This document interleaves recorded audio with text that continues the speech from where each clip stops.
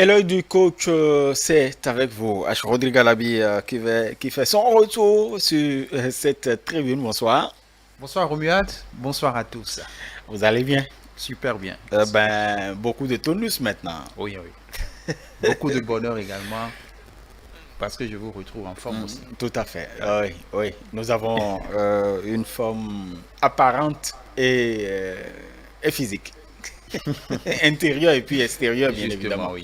Voilà, nous allons parler aujourd'hui d'une thématique bien spéciale que vous avez d'ailleurs sélectionnée pour nous. Et donc, pour en parler, vous recevez pour nous un coach. Un coach, oui, parce qu'aujourd'hui les contingences font que les entreprises sont obligées de s'adapter.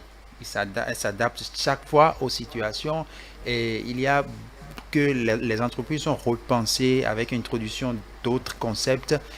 Alors aujourd'hui, nous allons découvrir un de ces concepts, un concept important aussi avec le coach Juste Akakbo. Bonsoir coach. Bonsoir, monsieur le journaliste. Comment vous allez? Je vais très bien et vous? Super bien. Aujourd'hui, nous allons parler avec vous de LMC pour la performance dans les entreprises. LMC pour la performance dans les entreprises. On va commencer par la clarification conceptuelle. Qu'est-ce que vous mettez dans LMC? D'accord. Je tiens d'abord à vous remercier pour cette occasion que nous avons pour pouvoir discuter autour de ce concept. Le concept LMC, c'est tout simplement le L, ça signifie leader, le M, ça signifie manager, et le C, ça signifie coach. Ce qui veut dire que pour bien diriger une entreprise, il faudrait adopter ce concept-là qui constitue à se mettre à un moment donné dans une posture de leader, à un moment donné dans une posture de manager et à un moment donné aussi dans une posture de coach pour pouvoir diriger efficacement son entreprise. Alors, si on regarde un peu l'histoire de l'entreprise, avant c'était le management et après on a dit que le management seul ne suffisait pas, qu'il faut ajouter un peu du leadership. Aujourd'hui, vous nous ajoutez le coaching. Alors, est-ce que véritablement l'entrepreneur ou le chef d'entreprise est obligé d'être manager, leader et coach en même temps, ou bien il peut s'attacher les services d'un de ces comment dirais-je, consultants s'il n'a pas les compétences? D'accord. Merci beaucoup pour la question. En fait, comme vous étiez en train de le dire tout à l'heure, tout est question d'époque. À un moment donné, c'était le management qui était en vogue. À un niveau, à un moment donné aussi, c'est le leadership qui est arrivé. Et pour finir, on est en train de parler aujourd'hui du coaching. À un moment donné, on ne sait pas ce qui va arriver par la suite. C'est pour dire quoi? Chaque génération doit être adaptée, si je peux m'exprimer ainsi, à un style donné. Et comme nous le savons, la vie est évolution. Et chaque fois qu'on avance dans la vie, chaque fois que les jours passent, il y a toujours des choses qui sont en train d'évoluer. Et cela fait que nous sommes aujourd'hui dans une génération où il ne suffit, le leadership seulement ou le management seulement ne suffit plus pour pouvoir diriger une entreprise. Il faudrait quand même ajouter cette nouvelle approche, excusez-moi, pour pouvoir bien agrémenter les choses et que une entreprise soit efficacement dirigée. Parce que quand nous prenons le coaching aujourd'hui, si j'adopte le style de coach pour pouvoir diriger mon équipe, qu'est-ce que cela me permet de faire? Ça m'amène à pouvoir accorder à mes coéquipiers ou à mes collaborateurs une autonomie. Et encore que l'une des qualités du coach, c'est que c'est quelqu'un qui n'est pas dans les préjugés. C'est quelqu'un qui n'est pas dans l'intention. Il est plutôt dans l'attention. Ce qui permet au coach de pouvoir se mettre à l'écoute de ses collaborateurs. Quand un dirigeant d'entreprise adopte cette posture, cela lui permet de pouvoir se mettre dans la peau de quelqu'un qui est ignorant par rapport à une situation qui se passe. Et ça lui permet de découvrir ce que le collaborateur a à lui dire. Parce que très souvent, vous savez que ce qui nous amène souvent à faire des erreurs, c'est parce que nous avons nous-mêmes nos propres conceptions des choses. Et on se dit, c'est sûrement à cause de telle chose que telle situation est arrivée. Alors que très souvent, on se trompe en nous mettant dans la tête qu'il y a des préjugés, il y a des situations. Et cela m'amène à prendre un exemple. Quand je prends dans une entreprise, j'ai l'habitude de confier une tâche à un collaborateur. Et c'est quelqu'un qui est dévoué, engagé, il a l'habitude de pouvoir faire et de pouvoir exécuter la tâche comme cela se doit. Et à un moment donné, je commence par remarquer que quand je lui confie les tâches, il ne fait plus. Quand je lui confie les tâches, soit il fait mal, or c'était quelqu'un de très excellent. En ce moment, je suis obligé maintenant de prendre la posture de coach. Je ne vais pas en même temps commencer par me faire des idées pour dire c'est à cause de temps, c'est à cause de temps. Je dois aller dans son monde pour comprendre ce qui se passe en réalité. On va parler maintenant de la performance dans l'entreprise. Quand on parle de performance, en quoi votre concept permet à l'entreprise d'être compétente et performante? D'accord. Merci beaucoup.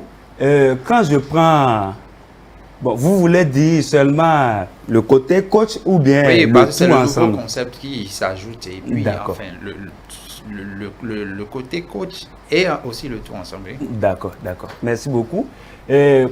Si nous prenons d'abord le côté de coach, en fait, qu'est-ce que ça permet aux dirigeants de pouvoir faire? D'abord, très rapidement, je vais définir ce qu'est la performance. La performance, c'est tout simplement le fait de pouvoir avoir un résultat plus meilleur que ce qu'on a l'habitude de voir quand on met en exécution les différentes tâches qu'on a. Donc, pour pouvoir accroître, pour pouvoir amener une équipe à être performante, en ce moment, le coaching joue un rôle capital. En quoi faisant on peut amener le coaching à jouer ce rôle capital? En fait, quand nous prenons dans une entreprise, puisque nous sommes toujours en train de parler du domaine de l'entrepreneuriat, dans une entreprise, en fait, la situation se passe de telle que, à un moment donné, quand je me mets dans la posture de manager si je prends toujours l'exemple que j'ai donné tout à l'heure, à savoir que vous confiez les tâches à votre collaborateur et il n'arrive plus à exécuter comme il le faisait et tout ça.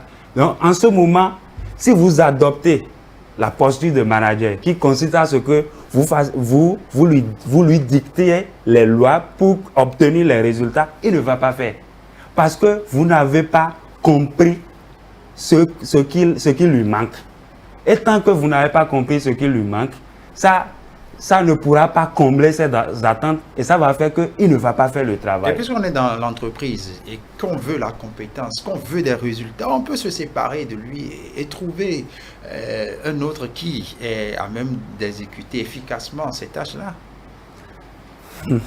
Ça me fait rire parce que, en fait, vous savez, quand on prend une compétence qu'on a déjà, quelqu'un avec qui on a déjà l'habitude de collaborer, et que je recrute une nouvelle personne, vous savez que ça lui sera difficile d'entrer vite dans la dynamique. Il va falloir du temps pour s'adapter. Voilà, ça fait une perte de temps.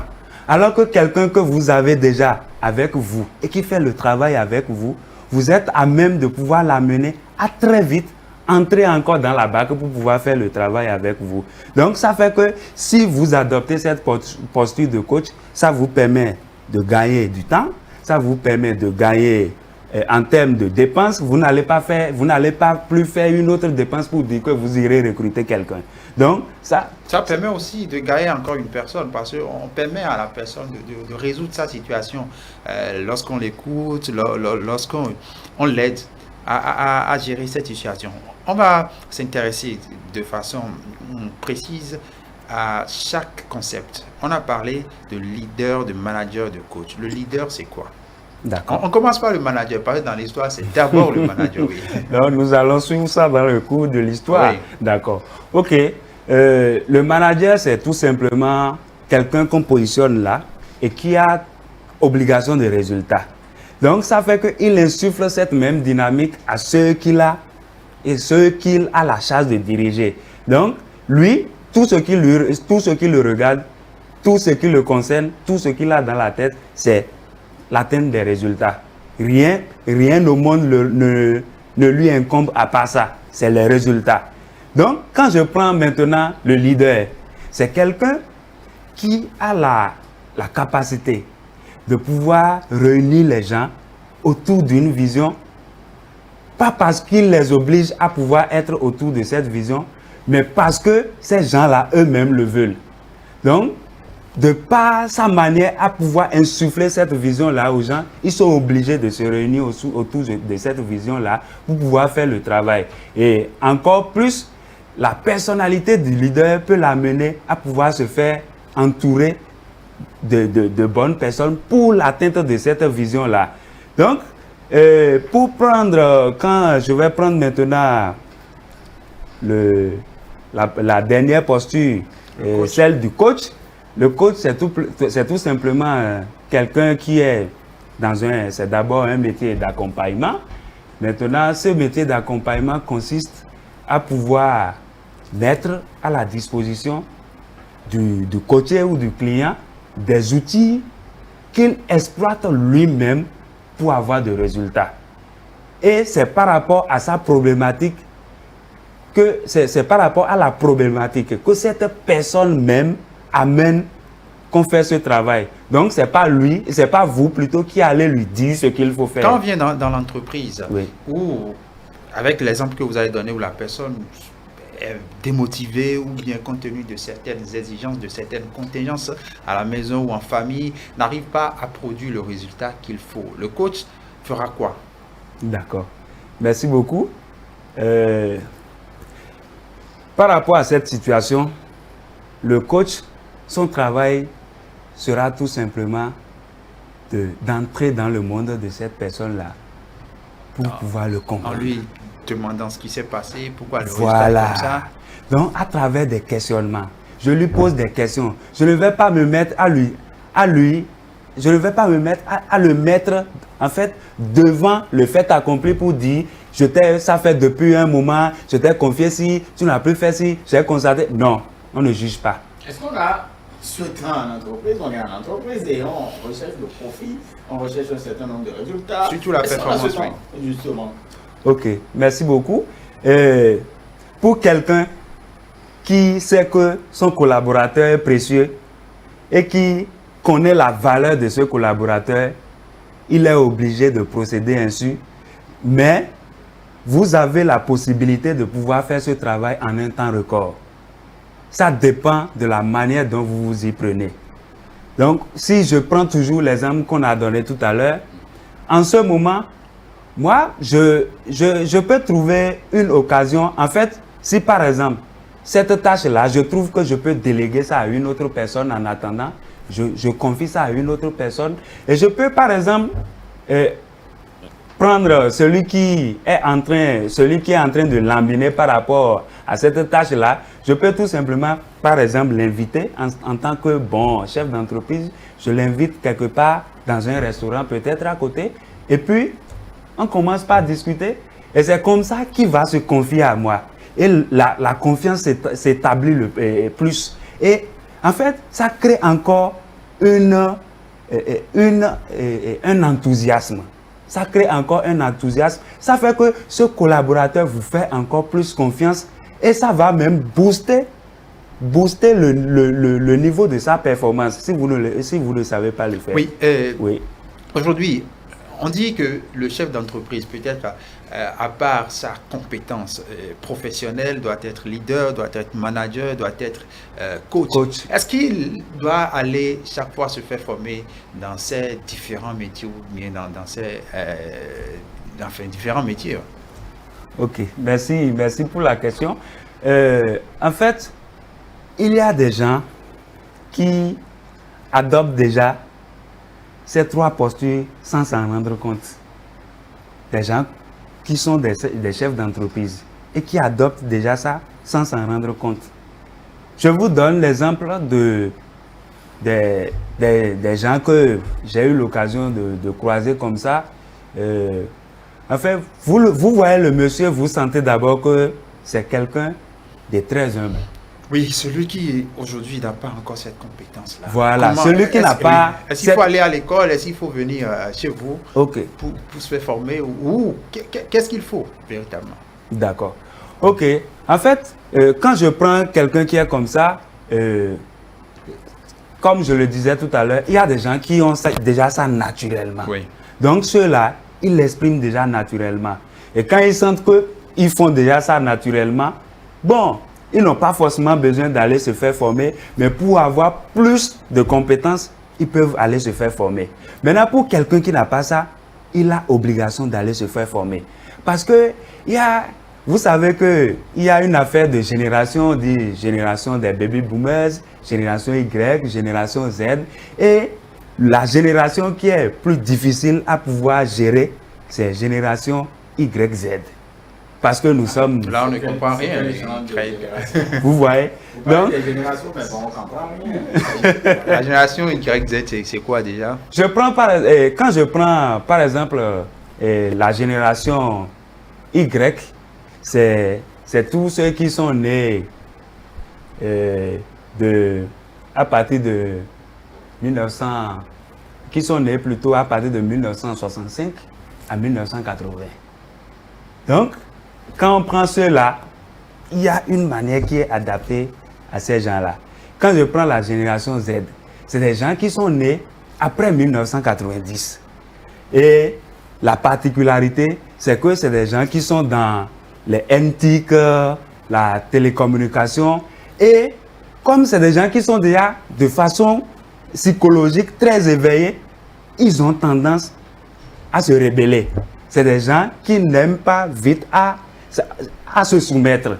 Donc, si vous n'adoptez pas la posture de coach pour pouvoir les gérer, vous allez chaque fois être dans les disputes, puisque vous n'allez pas vous retrouver sur un même territoire. On va revenir donc, sur...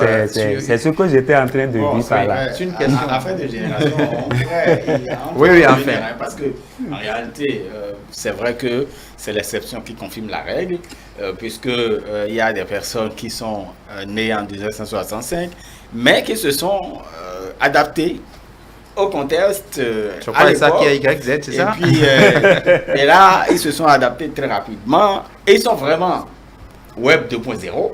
Même si aujourd'hui Web 3.0 vient, ils vont s'y adapter également. Voilà. Donc, il y a des gens qui s'adaptent et qui actualisent les connaissances. Et c'est ça qui constitue la personnalité de l'homme. Si vous ne vous adaptez pas, vous n'êtes pas encore homme. Alors, exactement. Question importante que j'aimerais poser, on a parlé de leadership, on a parlé de management, on a parlé de coaching. Alors comment véritablement associer ces trois concepts pour que l'entreprise soit véritablement performante ou que les agents de l'entreprise soient performants? D'accord. Merci beaucoup. Pour associer ces trois postures, ce n'est rien de compliqué. En fait, chaque situation est liée à une posture donnée. Donc, il y a des situations qui demandent à ce que vous soyez coach, comme l'exemple que j'ai donné tout à l'heure. Et là, vous êtes obligé d'être coach. Si vous n'êtes pas coach, vous n'allez pas bien régler la situation. Vous n'allez pas pouvoir régler ça. Parce que vous allez vous mettre dans la tête qu'il y a une raison, alors que la raison est tout autre chez votre collaborateur. Donc maintenant, quand je viens au niveau de la posture de manager, à un moment donné, vous avez obligation de résultat. Donc ça fait que vous êtes obligé de pouvoir recadrer vos collaborateurs afin que les résultats soient atteints. Donc, à ce niveau, vous n'allez plus vous mettre dans une posture de quelqu'un qui cherche forcément à comprendre et tout ça. Mais en ce moment, c'est parce que vous auriez déjà compris que vos collaborateurs sont en train de vous suivre dans l'exécution ou dans la réalisation de cet idéal-là. Donc, s'ils sont déjà dans la marche avec vous, là, vous pouvez être dans la posture de manager. Ça ne gêne pas. Donc, vous arrangez pour qu'ils aient le résultat en mettant même à leur disposition des outils techniques, puisque le manager a aussi cette obligation-là, des outils techniques pour pouvoir réaliser leurs différentes tâches. Donc, en ce moment, vous pouvez aussi, de façon pratique, être ce manager-là, vous exploitez, vous mettez en place des marges de manœuvre pour pouvoir imposer un contrôle. Donc, par exemple, en termes de suivi et évaluation, vous êtes obligé d'être celui-là qui suit tout à la lettre et qui veut que les choses soient réalisées dans les règles de l'art. Maintenant, quand je prends la posture de leader, encore là, c'est adapté à une situation donnée. En tant que leader, par exemple, si j'amène un nouveau projet sur la table pour que un projet que j'estime quand même être vital pour notre entreprise, si j'amène ça sur la table pour pouvoir amener les gens à comprendre le bien fondé de ce projet, je suis obligé d'implanter dans leur cerveau, dans leur psychisme, la vision que ce projet apporte. En quoi faisant? Je m'arrange pour que la vision de ce projet-là soit claire dans leur tête à travers ma manière de communiquer, ma manière de leur parler. Et en fait, comme j'ai l'habitude de travailler avec eux, je dois être quelqu'un aussi qui travaille régulièrement ma personnalité. Parce qu'un leader, c'est quelqu'un qui attire aussi, sans même parler, sans même dire « je suis le chef ». Et même, rien qu'en t'observant, tes collaborateurs sont obligés de te suivre, de te respecter. Donc, ce sont là quelques exemples pratiques de la manière dont on peut en fait, mettre ensemble ces trois postures-là pour pouvoir réussir dans une entreprise. Alors, on résume en disant tout simplement qu'il faut véritablement que ces trois concepts, ces trois postures soient présentes maintenant dans l'entreprise, parce qu'il y a des moments donnés où l'entrepreneur ou bien le chef se met dans la peau du leader pour pouvoir inculquer la vision. Il se met aussi dans la peau de manager pour pouvoir obtenir des résultats, et aussi la peau du coach pour quand même aider ses collaborateurs à régler leurs problèmes personnels parfois. Alors, une dernière question. Qu'est-ce que vous avez à dire? Parce que le temps fait un peu, aux entrepreneurs, aux chefs d'entreprise et aussi aux managers, les directeurs ou ceux qui ont à leur charge enfin des personnes. Qu'est-ce que vous avez à leur dire par rapport à ce concept qui n'est pas trop nouveau, mais qui est nouveau quand même? D'accord. Ok, merci beaucoup. L'appel que j'ai à lancer envers les différents dirigeants et autres, c'est que ils doivent tout simplement savoir que le coaching aujourd'hui est une discipline primordiale. C'est une discipline à laquelle l'on doit s'attacher si on veut véritablement être capable de pouvoir s'adapter aux différents changements que le monde est en train de nous imposer. Donc, l'autre appel que je vais lancer à leur niveau, à leur endroit, c'est de tout faire pour pouvoir allier ces trois postures-là. Parce qu'à un moment donné, ils auront besoin de ces trois postures pour pouvoir faire bouger leur équipe. Parce que, en fait, si je suis seulement manager, on a déjà vu les limites. Si je suis seulement leader, on a vu les limites. Et si je suis seulement coach, ça a aussi une limite.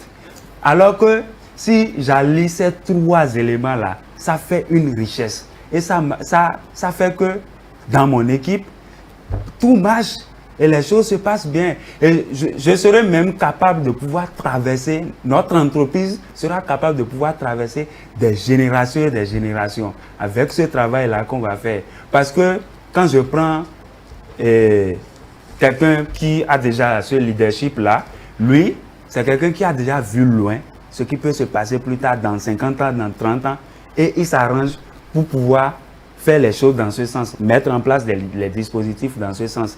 Maintenant, pour quelqu'un qui a le coaching aussi allié à sa posture, en ce moment, il va pouvoir rendre ses collaborateurs autonomes. Parce que c'est ça le but final du coaching. Les collaborateurs sont autonomes et même en mon absence, ils pourront faire le travail. Je n'ai pas besoin d'être là pour tout contrôler à tout moment.